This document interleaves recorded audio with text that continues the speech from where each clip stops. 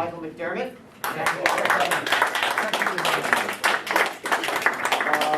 This is a simpler thing.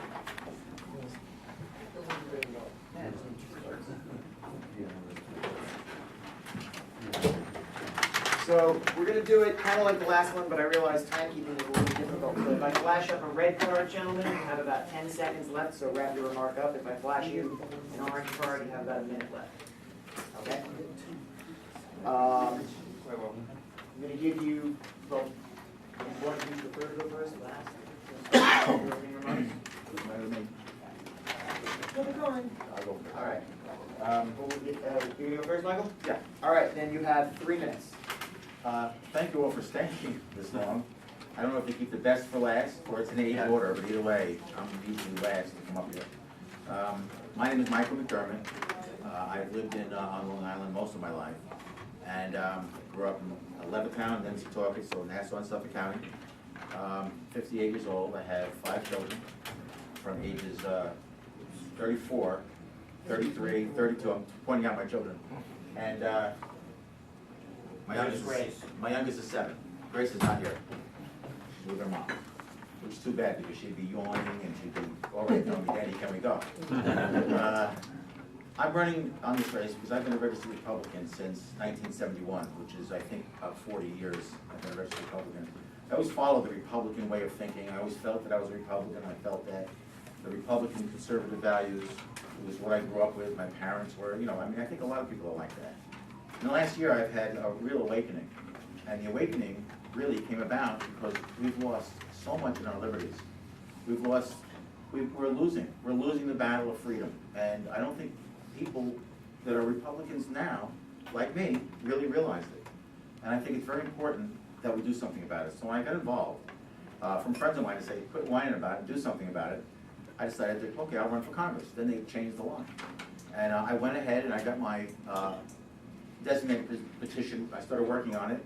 I was able to accumulate 1,177 signatures, and the whole time I'm speaking to people, all those people and a lot more. It's kind of hard to find Republicans in Huntington. I don't know if you found that. But I did find, it's okay. I spoke to a lot of people, and the people I spoke to were tired of Democrats, Republicans. I met one Communist Party member. They were all tired. It's funny, Libertarian, but I was looking for them. And the sad truth is that a lot of them just didn't want to vote anymore. They said, what's the difference? Because all they hear is the same old garbage and the same thing. What does that mean, 10 seconds? 1 minute. Oh, 1 minute. That's 10 seconds. Oh, okay. It was the same to me. No, I'm kidding. But the bottom line to all this is I have had an awakening, and I think the Libertarian effort and platform is what I believe. I've been endorsed by the Libertarian candidate group, which I think is great. Gary Johnson is not, but Gary Johnson has endorsed me, and I have the quote that he made, which is kind of nice. And I'm pushing him to submit an application to you, Gigi, because I think it's important that we be Liberty candidates. And I'm a Libertarian, no matter who you vote for, or whether it's Anthony or me in the 3rd District, I'm still a Libertarian, and I'm going to push for that. And again, thank everybody for coming.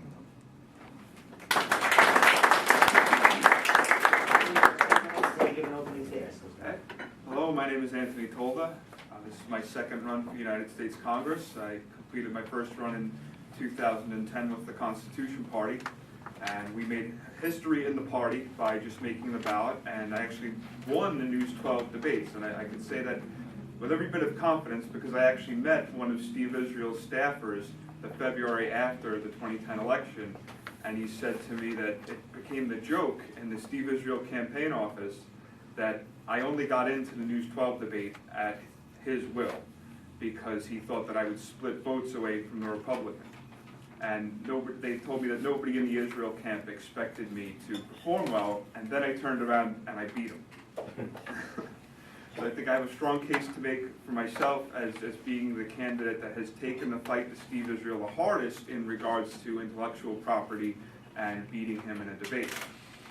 I'm a pyrotechnician and a financial consultant. I've seen the disaster on Wall Street from a front row seat to this seemingly never-ending horror movie. And I am a very hands-on candidate. I've attended a lot of tea parties. I've attended Occupy Wall Street and written articles on my experiences with both.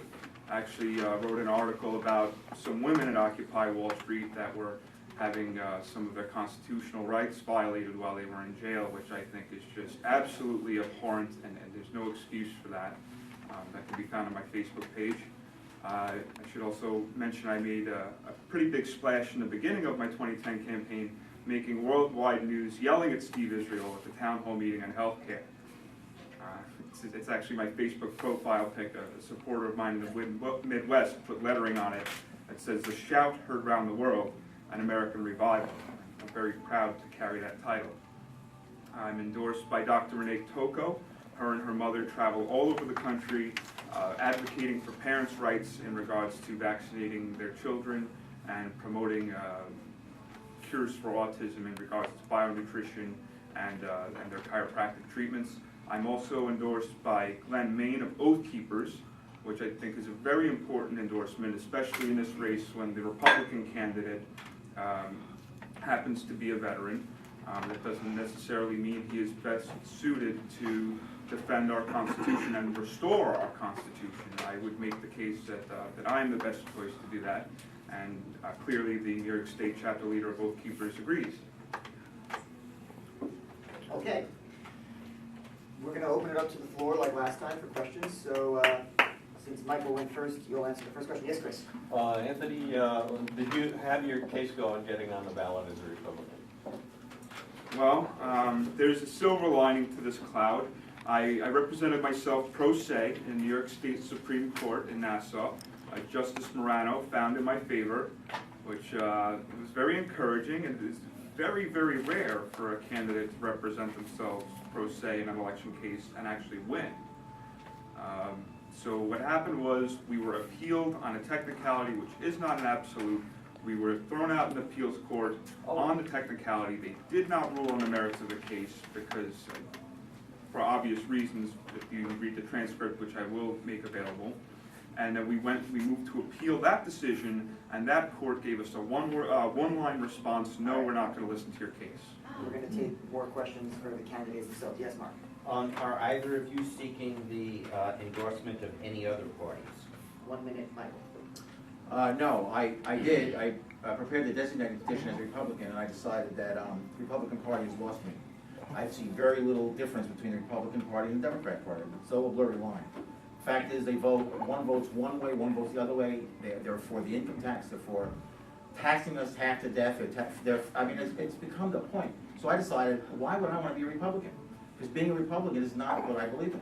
In fact, I want to make an announcement today that after 40 years of being a Republican, last week I went down to the Board of Elections and I changed my party affiliation. I am now officially a Libertarian. And I want to say that.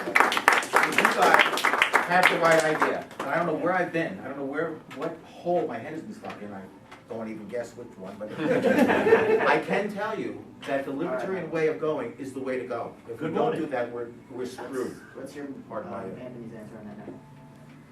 I am the Constitution Party nominee again for 2012, I'm very proud to say, and I know not everybody here is in complete love with the Constitution Party, but I would make the case that there are very many principles that are aligned, one of them being abolishing the IRS.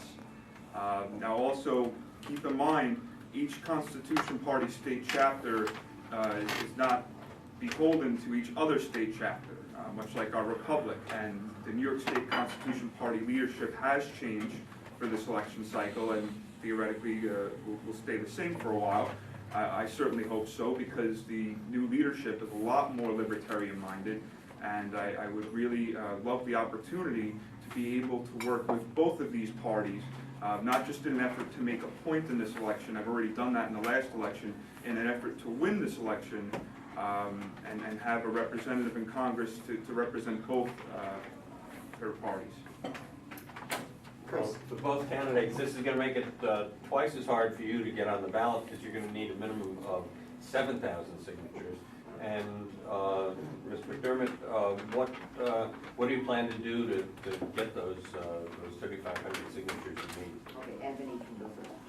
Okay. Well, in my case, I've been building a reputation for myself that was not only nationwide, but I do have some supporters out of the country as well. clearly they won't be help in this petitioning process, only voters in state, but I've been building this foundation and this name base since October 2009. So I do have a large amount of volunteers that are willing to assist me with these signatures. And aside from that, when I was collecting signatures from the Republican Party, I got over 900 Republican signatures by myself. Now, if you do the math there, it's almost 3 times as harder to get those Republican signatures. So times that by about 3.2, because Republicans are smaller in the territories, in the congressional district on Long Island than even the independents. So theoretically, I got close to 3,000 just on my own. Okay, Michael, 1 minute. Okay. Gary Johnson, campaign had approached me and asked me to be the New York chairman of the party, of his campaign. And I told him no, because I really want to concentrate on a congressional campaign that I'm running. And but they did ask me if I would be the co-chair for Long Island, which is the 1st, 2nd, 3rd, 4th, districts. So as soon as I decided that I would help them, I called a meeting of the Gary Johnson campaign. So the Queens Libertarian Party has already endorsed me. So if you guys endorse me and the Nassau County endorse me, then my name will go on the Gary Johnson petition. And I'll be collecting signatures, and I've already promised everybody I'll deliver 5,000 signatures. I've got now 42 people that are friends of mine that have promised to help. So I figure I'll get probably about 20. But I'm working on that right now. And that's not including the Gary Johnson campaign. There are people there that are gonna help. So I will deliver 5,000 signatures. I promise you, I will do that, and I'm gonna do it as soon as I can, Okay, from July 10th. that's Yeah, it. don't start till then. More questions No, I won't start till from then. the audience? Questions, particularly on issues, would be nice, so we can see a difference between the candidates. Okay, do the candidates have questions for each other? You have a question, okay. Great. Did you belong to any community organizations? Okay, a minute for you. Okay. College, Well, I was elected to the Suffolk School Board in 1986. I was the president in my 2nd and 3rd year. Now, when Ed Romaine guided me and asked me, what do I do? He said that was the kiss of death. But I can tell you that every year that I was the president of the school board, we reduced taxes. I went through 2 teacher negotiations. I was the president of the school board for 2 years. I was my kid's soccer coach. I was involved with the Brownies. I was my kid's class mother, when they were younger. I now have a 7-year-old. I was instrumental in pushing through a no labels approach, which I'll tell you after I have a minute, because it's going to take more than a minute and it's long. So I've been very involved in the community. I haven't attended local town board meetings of late. I used to do that. In fact, Steve Levy asked me if I would run for an office when he was a Democrat. And I said no. And then, of course, he turned into a Republican. But that was many years ago. And but I have been involved in everything. I'm going to attend the Queens Libertarian Party meetings. I'm going to attend the Nassau County Libertarian Party meetings, as well as the Suffolk Okay, meetings. and then, community organizations, 1 minute. Yes, well, it's my mainstay of community organizations. It's actually quite interesting how it came about. When I was gathering signatures in the summer of 2010 for the Constitution Party, a lot of people in the town where I currently reside, Huntington, had told me there's a local school where a child was injured, shot in a drive-by shooting, and what would I suggest? How would I suggest fixing a problem like that? And it's a very interesting question. It's certainly not one I was expecting. And what I said was, as with most questions of how do we solve problems in America, the answers lie with the people, as much as the politicians do not like to allow for those answers to materialize. And I said, well, if we had had our Second Amendment rights, the situation likely never would have deteriorated to a point where a child's being shot in front of a school in Huntington. And I made the case, well, if we could restore our Second Amendment rights, that would be a good thing. So I ended up with the Guardian Angels. If anybody's not familiar, Curtis Lee started them in the Bronx 33 years ago. And what they do is volunteer safety patrols in communities that need the help. They have no weapons, they do carry handcuffs, and they practice martial arts. Okay, You know, I'm a little confused with the previous answer. you asked for an endorsement, you said you got one from Queens, you want one from here. Is that concerning being the co-chair for the Gary Johnson campaign? No. What are you talking That is about? Congress, but every county does it separately. It's a And so, procedural is work. that sort of like, is that like a bribe to everybody here that you get 5,000 signatures for Gary Johnson if they endorse you now rather than Sure, you Mr., can call it that. You can rather all, than- all right, let's get to some other questions on that. Actually, I have some money, how much would it take to get you? I'm not bribing anybody. Bruce, you have a I question? have a question for both candidates, either order. Your opponent is Steve Israel. Yes. Name one or two, if you must, things Atrocities. from his voting record that you're going to attack. Can I have extra time? One, two, or three? Well, you have HR 347, you have CISPA, you have NDAA. Yes. Explain. Okay, well, I do go into detail in an article I wrote on my Facebook page, but the HR 347 is also known as the Anti-Occupy Wall Street Bill. What it does is, if there's a Secret Service presence within 500 yards of any protest, every single protester at that arrest, no matter how peaceful, is subject to arrest. And felony. Now, keep in mind, Secret Service is not only the president, it could be when Michelle Obama takes a famous ice cream cone trip while she tells everybody not to eat ice cream cones. It could be a Bilderberg meeting, it could be a UN meeting, and it could also be something where, okay, we have a problem with the Occupy people, or we have a problem with the Tea Party people. Send Michelle Obama to go get an ice cream cone 500 yards away, 499 yards away, and just arrest everybody.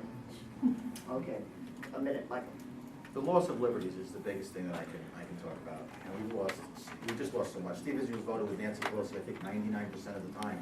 And they vote, they're not getting anything done. My biggest problem with Steve Israel is nothing gets done.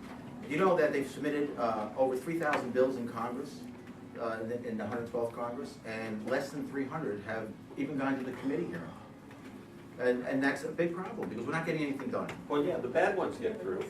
Yeah, the bad Just ones. name 3 bad ones. Well, not many of them either. I mean, well, only the bad ones.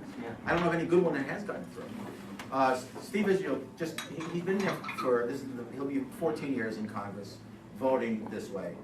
But he's got a war chest of $1.5 million before he even came in. You know, I don't have $1.5 million. I have to do it on a grassroots level. And in response to this lady's question about the bribe, it's not a bribe, it's that I was a Gary Johnson campaign, we're working together. They asked me, I didn't approach that. Constitution Party approached me. I mean, also, I am a member of I both was people. told you approached them. Well, that's not true. Okay, good. This is a little interesting, so we'll give 30 seconds of rebuttal and then you 30 seconds. 30 seconds. I was told by the Constitution Party leadership of this state, whom I'm in direct communication with, and I had the nomination of before any communication was had with you, that you reached out to them. There was confusion due to the district lines being redrawn and the incumbents swapping a number. They were confused. They said they would get back to you. When they discovered the situation, they told you they had committed to me and were remaining with me. Aside from that, Steve Israel has got something done. His brainchild, Cash for Clunkers, made our exports of scrap metal go sky high, which somebody mentioned earlier today. Michael, 30 seconds.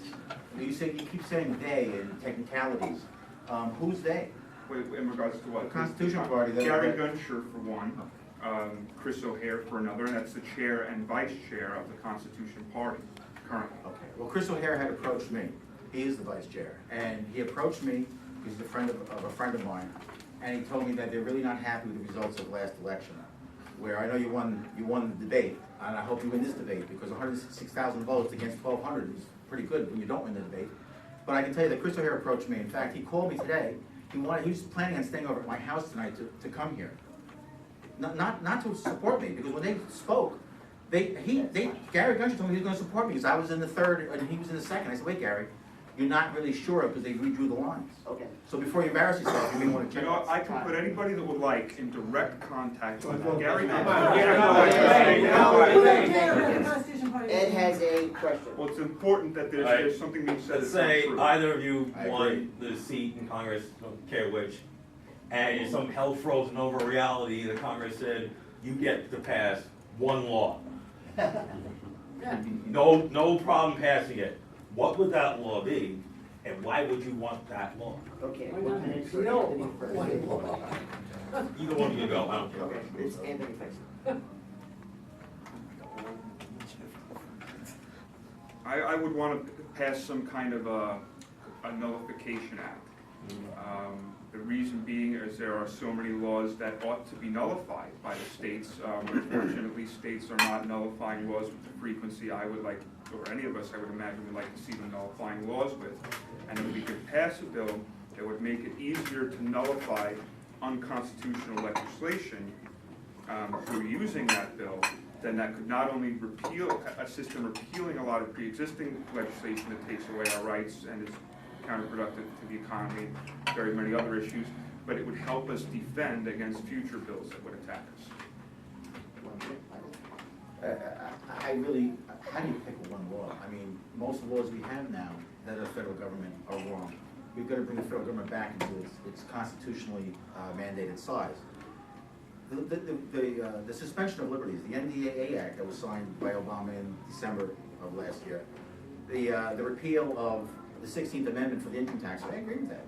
In 1913, we became slaves, truly, and I didn't realize that until recently, but that has to be repealed. Anything that's non-constitutional has to be repealed. And if you're going to vote for something, the first question we should all ask ourselves in Congress is it constitutional? And if it's not, you say no. Is that so difficult? So anyway, I couldn't pick one thing. Anthony's answer was good. I would go along with that too. We've got so much work to do. And not only do we have work to do, we have to do it. We have to be there. We have to show up on time. We have to do the work. And we have to get going and working on a grassroots level. Okay, other questions? I see one from Rick Witt. When you go in there, as I do after we win, we're going to be inheriting a mess.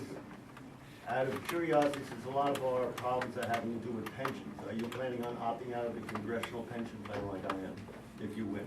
1 minute, Mike. There's a lot of things that congressmen have that the regular people don't have. Healthcare, pension plan, retirement after 3 years. Just the salary. I mean, they're the only people I know that can get paid so much money and not get any work done. Seriously. And Better if they don't.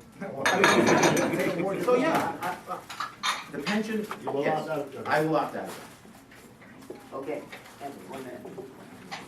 I don't think I need a minute to say I would opt out of the pension. I'm not interested in entitlement programs, and that's not a libertarian principle.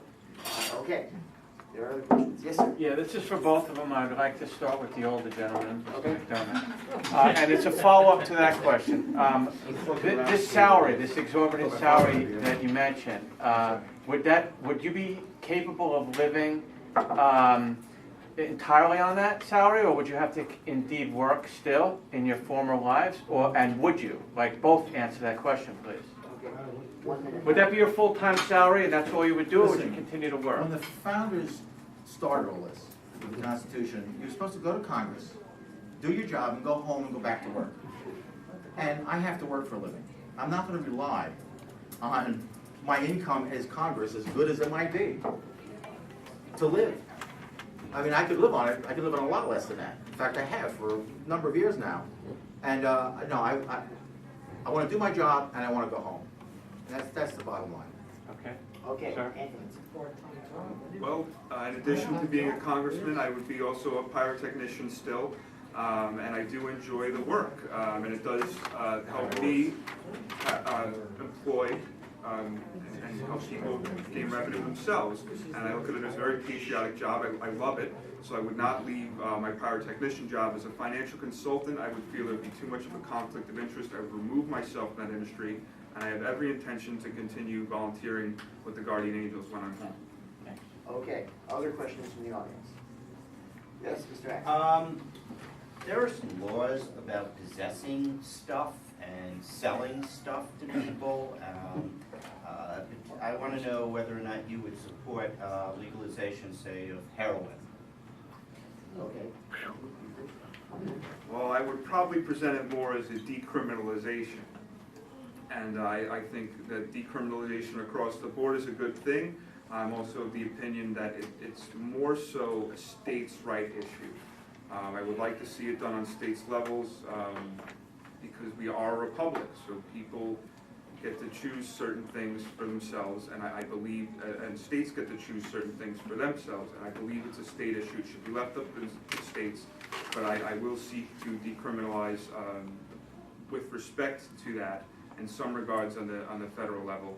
And at the very core of what I think should be done is the federal government should just butt out of the issue. Okay, 1 minute, Michael. I wrestled with the question of drugs because I don't do drugs, and I don't know many people that do. But what we do in our own homes is the issue. You should be able to do whatever you want to do in your own home, as long as you're not affecting the lives and the rights of somebody else. And I think that's a sacrosanct rule that we should all follow. Now, if you want to do heroin in your house, as long as you're not affecting somebody else, what would I care? How would I know? The federal government should certainly not be involved.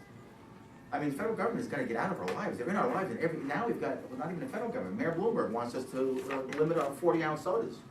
And they're going to, and see the I said a cartoon out that somebody had sent to me about drones flying around, watching out for people with 40-ounce Cokes. And it's kind of funny, but you know, we're almost at that point. You know, I was almost going to come here with 40-ounce Coke. I was going to come here with a 40-ounce Coke.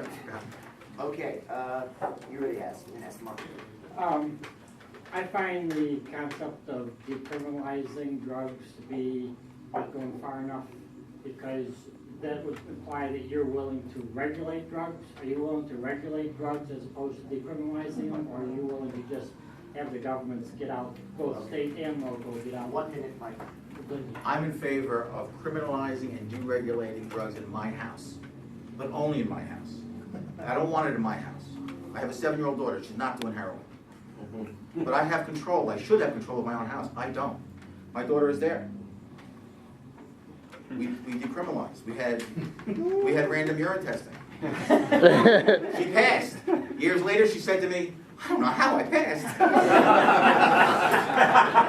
Sorry, Allison, she'll kill me later, but we've got to get out of our lives. Decriminalizing is a cop-out. You know, if you want to smoke a joint, okay, go to your home, do it. Don't do something that's going to infringe somebody else's rights. Now the argument comes in, well, what if your kids are home? I mean, there's issues, and there's going to be a transitional stage to get to that point. But it has to not be decriminalized, because I think that's a cop-out. You have to legalize. You shouldn't even legalize it. I think you're right to be a free person. It's not even a right. That's a minute. I mean, a legal. 1 minute. I don't see anything in the enumerated powers in the Constitution that says that Congress should be either regulating, criminalizing, or decriminalizing drugs. Therefore, the powers lie with the states and the people. I am an independent constitutionalist above all. If you want to talk about no labels means precisely that. I don't want to be labeled purely, oh, you're a Constitution Party candidate, this is what you believe. You're a Libertarian, this is automatically what you believe. I believe in the Constitution, I believe in sovereignty of states, and I believe in the enumerated powers of the Constitution. If you reference that, it would show that it is not within those enumerated powers for Congress to be involved at all. So it's not a cop-out, it's a constitutional answer. It is a state's issue, and it is up to the will of the people in those states. And I would hope that they would choose freedom on their own. Mr. Reed. I wish this question had come up in our Informed Minds debate, but it never actually came up, so I'd like to ask you guys, what is your opinion on food freedom, like raw milk and free-range chicken that the FDA and the Department of Agriculture is 1 minute, going down? Michael. It's preposterous that they're trying to regulate what we can eat, what medications we can take, forcing us to take regulations, whether we can eat chickens that are, what is it, grade A or grade. It's preposterous. Now, for me, I mean, I'm used to the milk that I get from Walmart, so I'll continue to drink that. But should you be arrested for drinking raw milk from your own cows? I mean, come on. It's just preposterous. So no, I'm absolutely not in favor of the federal government imposing any kind of control. The states have sovereignty over their states, and we've gotten way away from that. It's something that has to change. Okay, 1 minute, Anthony. Well, our Constitution was intended to give us the smallest amount of government as possible, which is certainly a libertarian principle, but also just enough government was the intent, only enough to protect individual rights.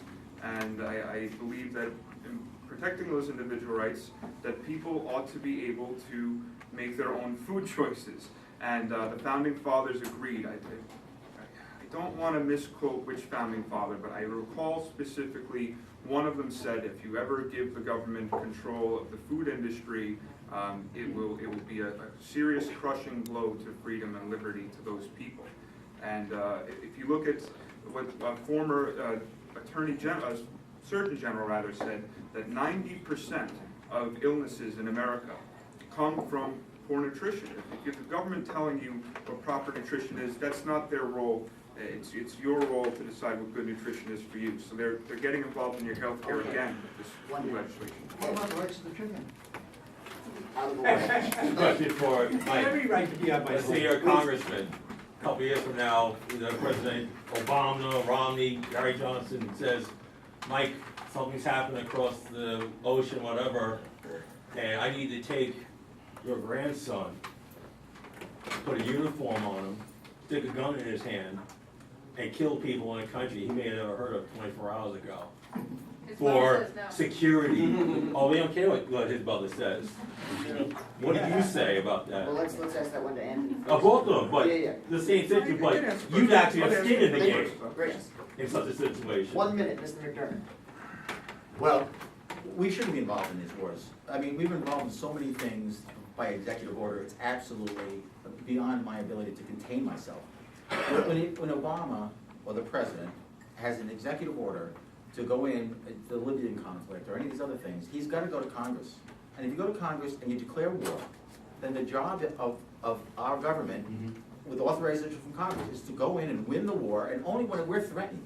But if Congress decides that we're threatened, and that's the big question, whether I would vote yes or no, because my instinct, my natural instinct would be to vote no, but it's going to depend on the situation. But we go in there, we win the war, and we come home. We don't stay there and build their bridges, hospitals, and all this, and have to see bridges falling apart. I mean, that's true. What Martin Reprise would do is say, listen, we're not at war, but if there's a criminal in a foreign country that has committed a crime against America, then we would take steps to bring that criminal to justice, not occupy, not destroy civilian property, civilians and other property, just bring criminals to justice, and that's it. And I also have a long track record of saying bring the troops home.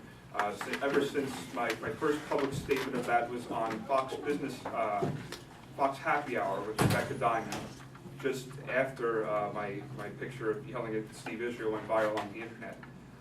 So not only do I want to bring the vast majority of the troops home, I have the track record of doing so, and I will remain consistent in doing everything I can to make sure nobody is sent into harm's way without very, very good and constitutionally valid cause.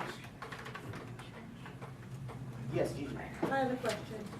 If either one of you does win our nomination, you'll be debating Lebanon and Israel. And both of those gentlemen believe that we should support Israel, not the man, but the state, monetarily and militarily. A lot of people will vote for those people because of that. Where do you guys both stand on that? 1 minute, Anthony. Well, again, I get back to the constitutional answer. Nowhere is it written within the enumerated powers of the Constitution that we are to fund Israel. And a lot of people in Israel don't want us funding them either because they know that it comes with strings attached. And a lot of people that reside in Israel look at it as a form of welfare. They don't want to be on welfare. They don't want us meddling in their affairs. And getting back to Ron Paul, one of the very many things I agree with Ron Paul on is he says that if we just stopped doling out money all over the world, Israel would benefit vicariously through that because we're funding their enemies 10 times to the tune that we're funding Israel. So it's completely backwards as what most of our federal government does, and as many candidates are completely backwards to promote any funding or military assistance to Israel at this point, 1 minute. and at most points. We have to stop foreign aid completely. I understand, but you can't just cut it off, because everybody's become dependent upon it. It's like seniors, you can't just stop Medicare, you can't just stop, you have to have a transitional period, which is what the Liberty Platform is stated. But when we provide arms, then then the other side provides arms, and all we're doing is escalating everything. It's like in Syria, we give them $1 billion, then the Soviets are gonna come in and give the other side $1 billion. It's absolutely, Anthony's right, it's backwards, it's completely backwards. We have to stop foreign aid. And although I've been a supporter of Israel as the only democratic, democracy-based country in the Middle East, they're gonna have to get used to the idea that we're not the babysitters. There's nothing in the Constitution that says we have to be the world's policeman. And that's what we've become. And now we're nation building. It's not acceptable and it's not appropriate, and it's not constitutional. Okay, I was asked by Anthony for a 30-second rebuttal, and you'll get one after that. 30 seconds, Anthony. Well, I would make the case that we should immediately cut off all foreign aid. This is not something that helps American citizens if we do it incrementally, and it's not something that helps our currency if we do it incrementally. We are on the verge of a currency collapse, and I know that because I've been in the belly of the beast of Wall Street. I've seen the danger that we're in. We all know what the Federal Reserve is doing with regards to inflating the currency with their unmoney, and we're consistently paying an inflation tax, and we can't afford any more of it. 30 seconds. Other nations are gonna have to get used to the idea that we're not gonna fund them, we're not gonna give them foreign aid. I'm not talking specifically about humanitarian aid. I mean, we want to, the stronger of us should help the weaker of us. But our taxpayer dollars has got to go to us. We are having, our infrastructure is collapsing. I was on a phone call with John Kerry trying to convince me to fund the infrastructure bank, which is another Federal Reserve. And I asked him, that sounds like the Federal Reserve. He says, no, it's not, but it is. We have to stop it. We have to stop it. I just want to do it in a way that is considers that we're not going to create a bigger problem than we have now. We have just over 8 minutes left, so I'm going to give 4 minutes to each candidate for closing remarks. And then we need to vote. And then we vote, yeah, that's why we have to do this, so. You have to yell, but the manager just so bad. Okay, then, 4:21, let's go. 2 minutes. 2 minutes each, closing remarks. You were first, Anthony, 2 minutes. Okay. Well, if anybody would like to see the debate in 2010 that I was in, it's on Tolda2012.com in the video section. I would make the case again that I've taken the fight with Steve Israel harder than anybody in that debate. I've built a strong foundation. I've made internet news fighting for the cause of liberty very much in between the two campaigns. One of those times being when I discovered a UN flag displayed in my hometown, Farmingdale Village Court, larger and taller than the American flag. And I got exposure to that nationwide, worldwide, even through Infowars.com. And I am somebody that has been a strong voice against these dangers of the international enemies of the Constitution and the domestic enemies of the Constitution, which are both equally dangerous. And I will continue to be a voice. I've been unwavering in my support of our sovereignty. I've been unwavering in my viable 10-point plan to fix our economy. I've been unwavering in our civil liberties. This is not some spur-of-the-moment inspiration of mine. It's something that I'm devoting my life to. Okay. 2 minutes, Mr. McDermott. Okay. I guess here's the rub. This is a very critical election. I mean, I know every election they all say that. I'm really the only person here that knows what I have to do. I want to follow the Libertarian platform and restore our liberties. I decided not to run as a Republican. I decided to not explore the Constitution Party. I mean, I did explore it, but I decided not to talk to them about it. In seriousness, even though Chris O'Hare, you can check it. I would like you to look at Anthony Tolda's debate with Steve Israel and John Gomez and make your mind up if he won. But if we want to get more than 1,258 votes, we have to all pull together, Queens, Nassau, and Suffolk, with the Gary Johnson campaign, because they're the ones that are here organizing, and let's pull together, let's get signatures, let's have 10,000 signatures from the 3rd District and the 2nd District. I mean, that's what we can do. And I really am very committed to this. I'm going to deliver those signatures, I'm going to get on the ballot, I want to be on the ballot as a Libertarian. And I hope that you guys will endorse me, because the Libertarian platform is where we should be. I'm not confused as to where we should be. And I appreciate you all being here, and I hope to get your endorsement.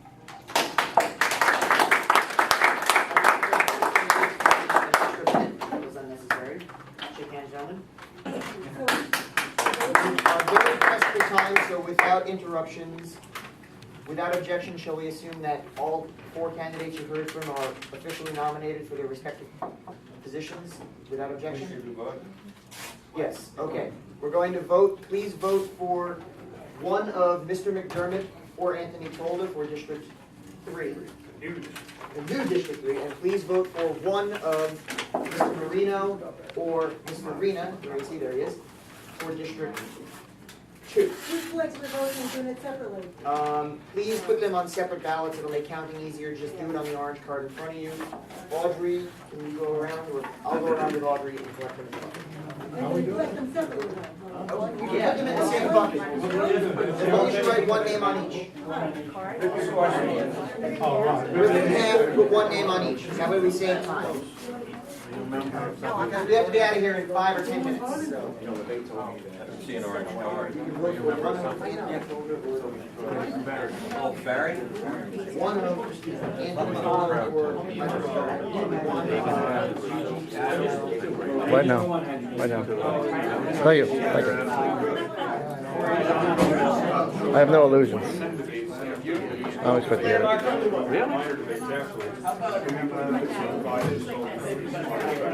I'll be surprised. You know where the orange cards are for Chris? Apparently Chris. Well, you don't have to put on just a piece of paper. Any piece of paper, doesn't matter. ballots, get your ballots. How do you know that, They're gonna open them up, they're gonna see the paper. Just take any piece of paper from them. I can't vote. How do you know the people who are voting? Oh, so you're not gonna vote for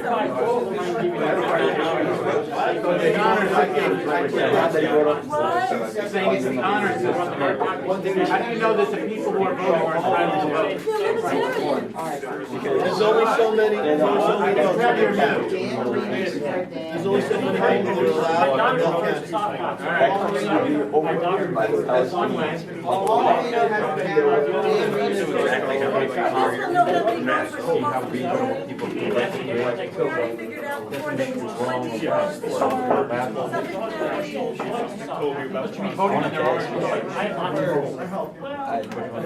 Okay, let's call for ballots. Any other ballots? Here. All right.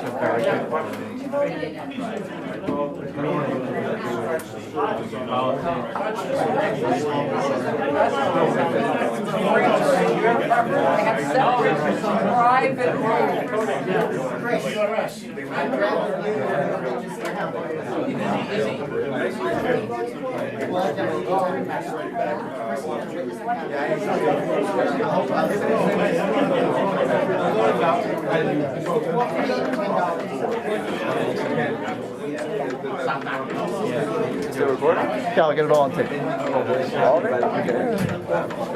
Oh, this is the conclusion. How long are you working so you got about 4 votes so far, so. I don't expect to win. Would like to buy a t-shirt. Beautiful t-shirt. New York Libertarian Party with a snake. Comes with a snake. $15. They're close. Ed, we're gonna count the ballots. It's gonna come back, practical, I think practical. People need t-shirts, don't you? Yeah, That's what, they don't wear t-shirts?